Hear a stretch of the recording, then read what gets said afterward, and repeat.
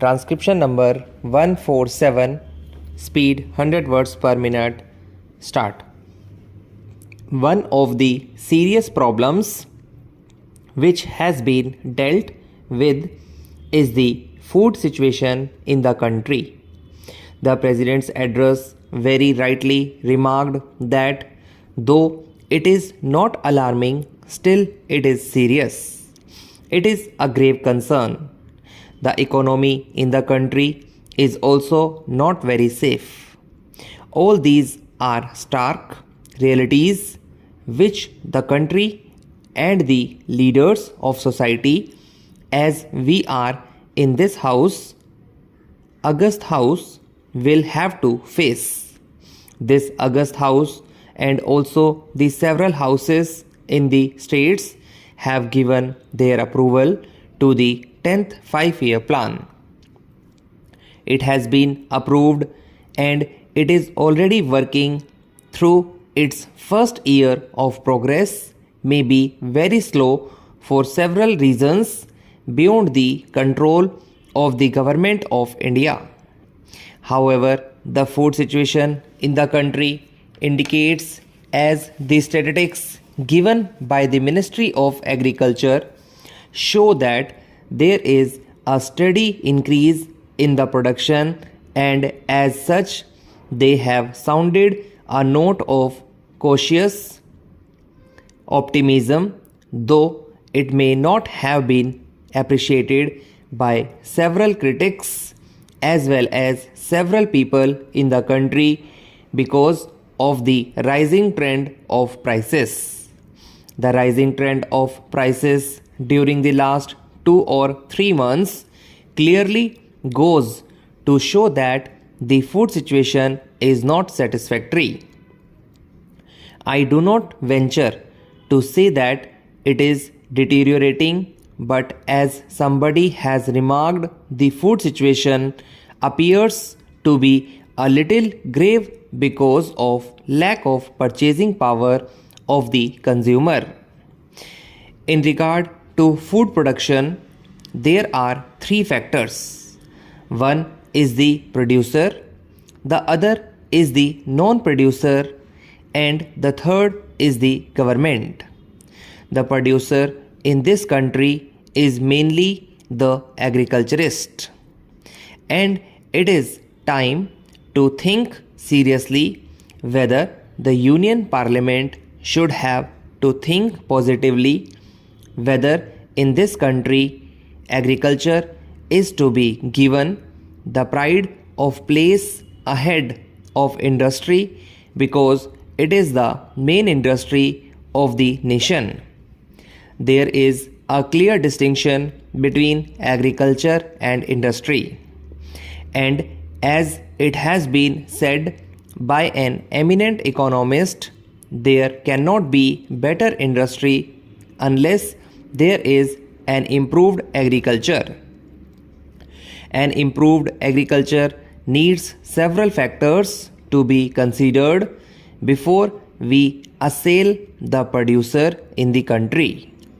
Fortunately, very many speakers who preceded me have sponsored the cause of the producer, though the producer was not so much in the picture. The producers in this country can be divided into 3 categories. Sir, from my little experience of the rural areas, I can say that growing of food is not a paying proposition to the agriculturists unless and until the prices of food grains are guaranteed.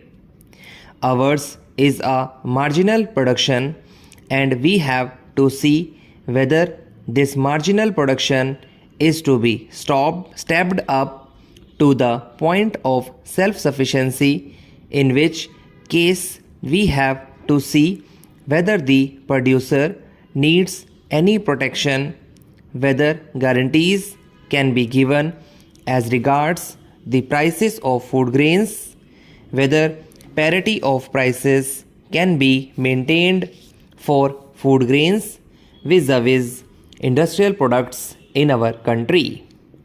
If these factors are not taken into consideration, then, sir, poverty will not be liquidated, and unless and until we take the food problem as the vital problem of the nation, I think we will be day by day disappointed in our attempts to relieve the food situation. The food situation is becoming grave because our fast expanding money economy has put more money in the pockets of the people. I have no quarrel with it because the country needs to give relief to the persons who are not well placed in life. But this money economy has played havoc among the rank and file of the various producers in agriculture because, after all, in India, even now, more than 75% of the people depend on agriculture, and if there is a great disparity in income between the industrial labor and agricultural labor, the agricultural labor has no incentive and smallholder has no incentive to produce more. Besides, growing food grains, as I said, is not a paying proposition, and so the balance is tilted in favor of cash crops. Various state governments have also abolished the Grow More Food Acts. Especially in Maharashtra, there is an act called the Grow More Food Act of 1995.